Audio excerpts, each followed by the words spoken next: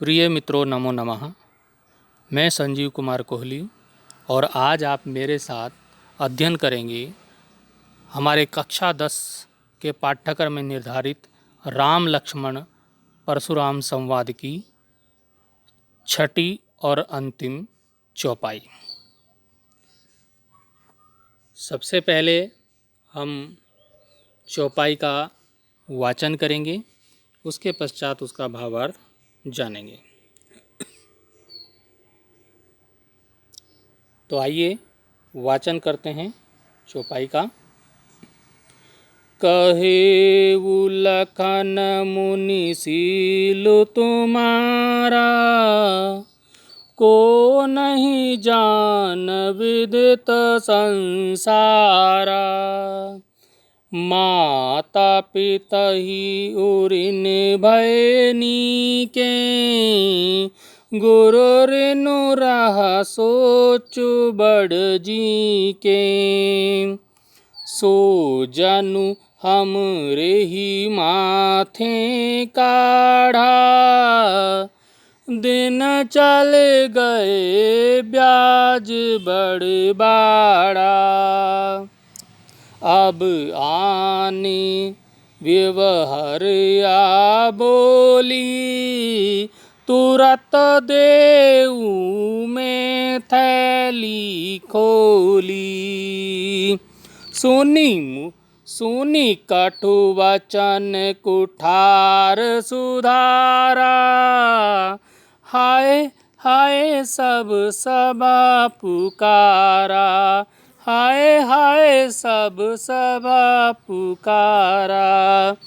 भृगुबर परसु दिखा बहु मोही, विप्र विचारी बचो नृपद्रोही।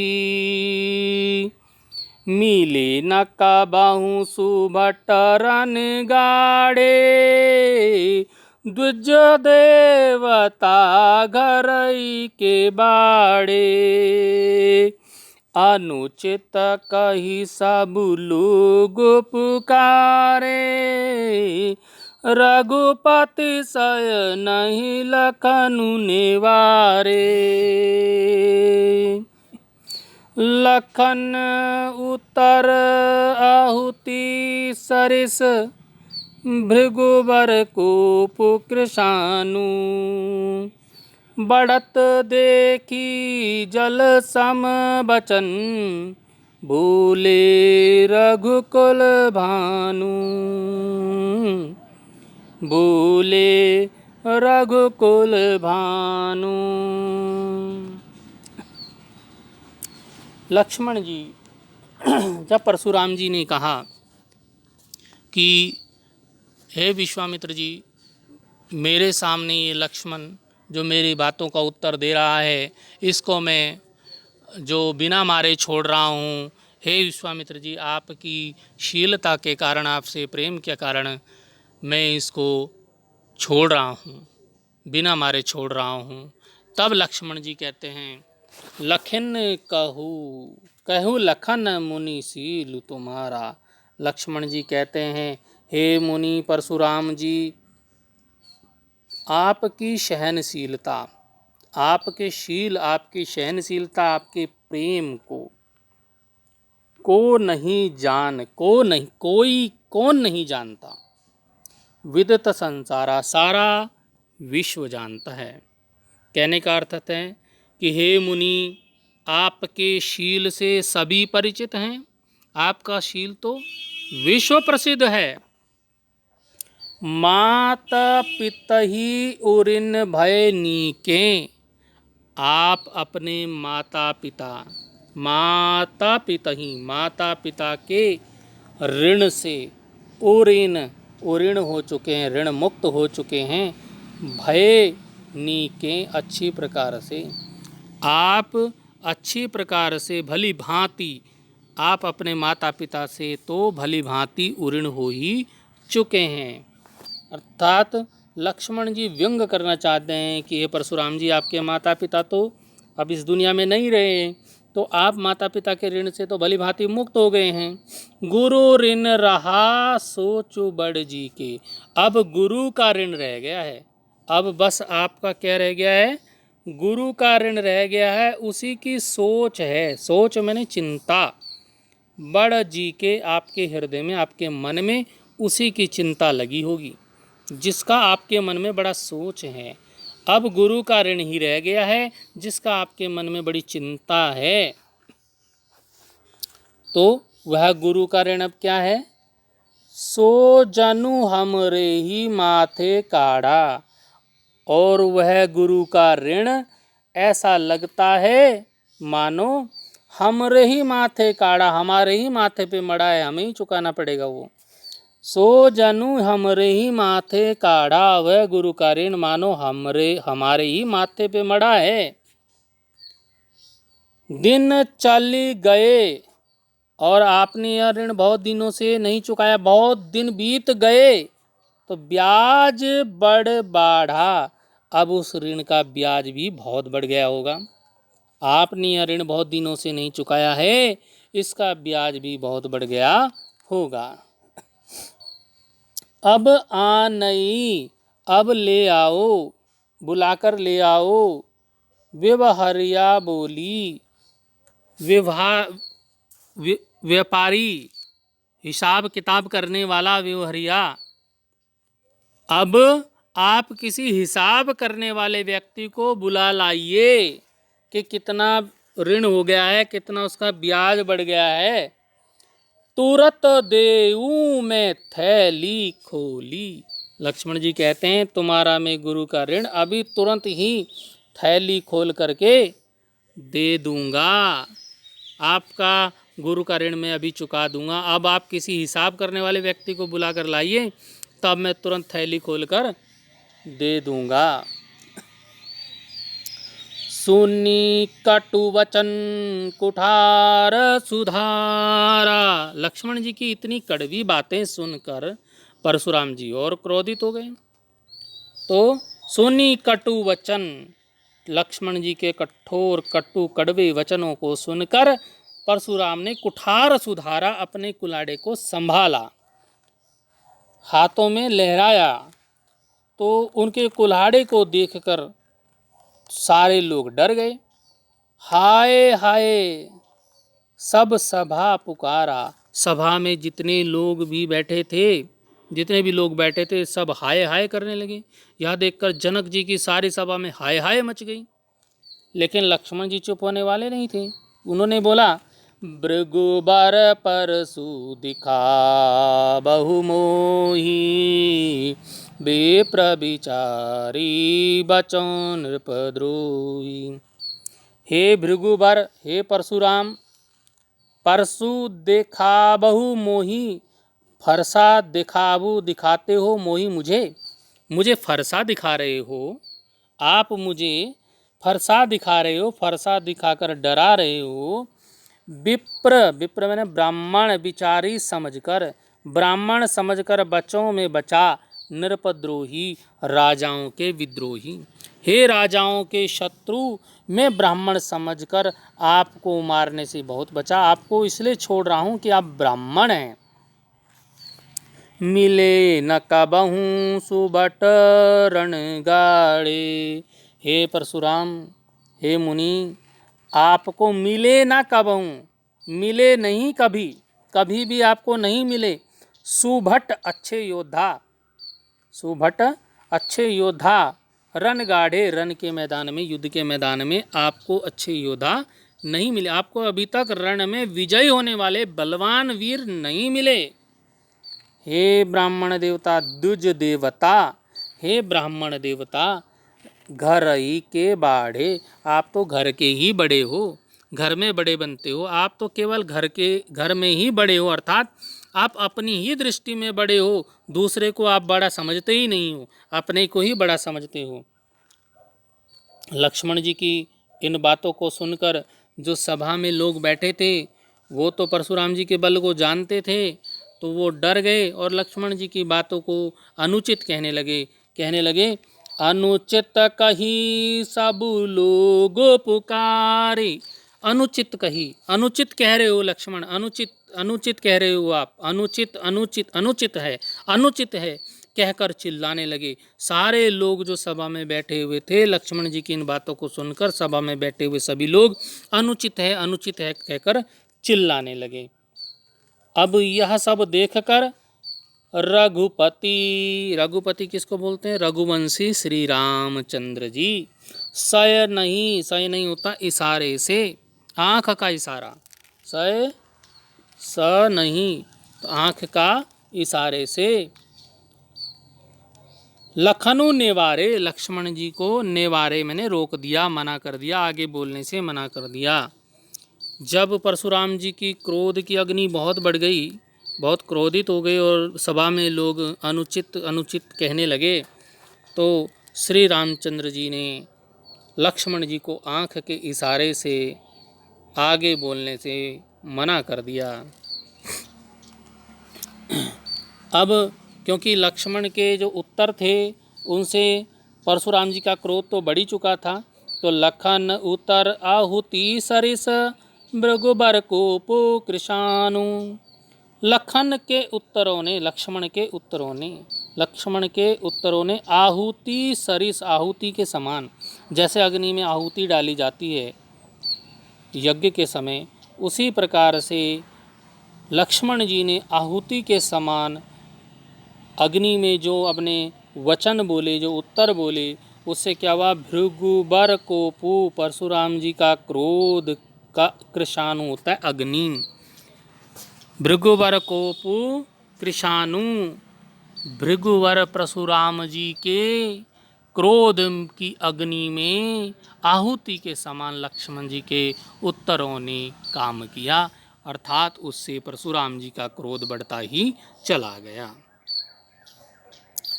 बढ़त देखी जल सम वचन बोले रघुकुल भानु, और बढ़ते देखकर, उनका क्रोध बढ़ता देखकर, क्रोध की अग्नि को बढ़ता हुआ देखकर, जल के समान वचनों में, अग्नि को बुझा देने वाले, अग्नि को समाप्त कर देने वाले वचनों में, शांत वचनों में बोलने लगे। रघुकुल भानु, रघुकुल सूर्यवंशी, रघुवंशी श्री रामचंद्र जी अग्नि को शांत करने वाले जल के समान शांत वचनों में बोलने लगे और उन्होंने परशुराम जी के क्रोध को शांत किया। अब हम इस पर आधारित कुछ कठिन शब्दों के अर्थ जान लेंगे। ऋणु होता है ऋण, शीलु शील, उऋण उऋण, नीके अच्छी तरह से, हमरे ही हमारे ही, बाड़ा बढ़ गया, कटु वचन कड़वे वचन, विप्र हमने पहले भी बताया था, विप्र होता ब्राह्मण, और नृपद्रोही होता है राजाओं के शत्रु, सुभट होता है वीर योद्धा, अच्छे महान योद्धा जो होते हैं वो सुभट, द्विज देवता ब्राह्मण देवता, और सय नहीं आँख के इशारे से, निवारे होता है रोक दिया, मना कर दिया, कृशानु होता है अग्नि। अब इस पे प्रश्नोत्तर जो आते हैं परीक्षा में वो है, पहला प्रश्न कवि और कविता का नाम, तो आपको पता है कवि का नाम गोस्वामी तुलसीदास और कविता का नाम है राम लक्ष्मण परशुराम संवाद, जो कि तुलसीदास जी द्वारा रचित रामचरितमानस के बालकांड से यहाँ पर लिया गया है। इस पद का भावार्थ हमने अभी इसका व्याख्या कर दी है, फिर भी हम एक बार इसको पढ़ लेते हैं। लक्ष्मण जी परशुराम जी से कहने लगे, हे मुनि, आपके शील से सभी परिचित हैं, आपका शील तो विश्व प्रसिद्ध है, आप अपने माता पिता से भली भांति उऋण हो ही गए हैं, अब गुरु का ऋण रह गया है, जिसका आपके मन में बड़ा सोच है, चिंता है, वह गुरु का ऋण मानो हमारे ही मत्थे मड़ा है। आपने यह ऋण बहुत दिनों से नहीं चुकाया है, इसका ब्याज भी बहुत बढ़ गया होगा। अब आप किसी हिसाब करने वाले व्यक्ति को बुला कर लाइए, तब मैं तुरंत थैली खोल कर दे दूँ। अब लक्ष्मण जी की कड़वी बातें, लक्ष्मण जी की इतनी कड़वी बातें सुनकर परशुराम जी और क्रोधित हो गए। उन्होंने अपना फरसा संभाला, यह देखकर जनक जी की सारी सभा में हाय हाय मच गई। अब लक्ष्मण जी ने आगे कहा, हे भृगु श्रेष्ठ, आप मुझे फरसा दिखा रहे हैं, पर हे राजाओं के शत्रु, मैं ब्राह्मण समझकर आपको छोड़ रहा हूँ। आपको अभी तक रण में, युद्ध के मैदान में विजयी होने वाले बलवान वीर नहीं मिले हैं। हे ब्राह्मण देव, आप तो केवल घर में ही बड़े हैं, अर्थात आप अपनी ही दृष्टि में बड़े हैं। लक्ष्मण जी की इन बातों को सुनकर सभा में बैठे हुए सभी लोग अनुचित है कहकर चिल्लाने लगे। अब यह देखकर श्री राम जी ने इशारे से लक्ष्मण जी को रोक दिया। लक्ष्मण जी के उत्तर, जो आहुति के समान थे, परशुराम जी की क्रोध रूपी अग्नि को भड़काने के लिए पर्याप्त थे, किंतु रघुवंशी श्री राम अग्नि को शांत करने वाले जल के समान शांत वचन में बोलने लगे। अब काव्य सौंदर्य, इसका काव्य सौंदर्य देख लेते हैं। लक्ष्मण जी की बातें परशुराम जी की क्रोध रूपी अग्नि में घी का काम कर रही हैं। उनका क्रोध भड़कता ही जा रहा है। श्री राम के स्वभाव को शांत बताया गया है। और क्या भाषा अवधि है, अलंकार अनुप्रास श्लेष है, छंद दोहा और चौपाई इसमें है, पूरी कविता में ही है। तो अगली प्रश्न की ओर चलेंगे कि लक्ष्मण जी के अनुसार परशुराम अभी तक उनके क्रोध से क्यों बचे हैं। तो लक्ष्मण जी ने कहा कि आप मेरे क्रोध से भी बचे हो, उसका क्या कारण है।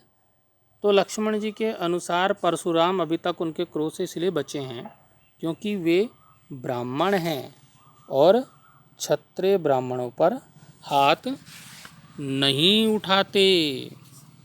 तो अगले प्रश्न की ओर चलेंगे। अगला प्रश्न है कि श्री राम ने लक्ष्मण जी को आँख के इशारे से क्यों रोक दिया। तो इसका उत्तर हम जानेंगे। लक्ष्मण जी के कटु वचनों को सुनकर जब जनक जी की सभा में बैठे लोग अनुचित है चिल्लाने लगे, तो श्री राम ने सभा में उपस्थित राजाओं की दृष्टि में लक्ष्मण के व्यवहार को अनुचित जानकर लक्ष्मण जी को आँख के इशारे से रोक दिया।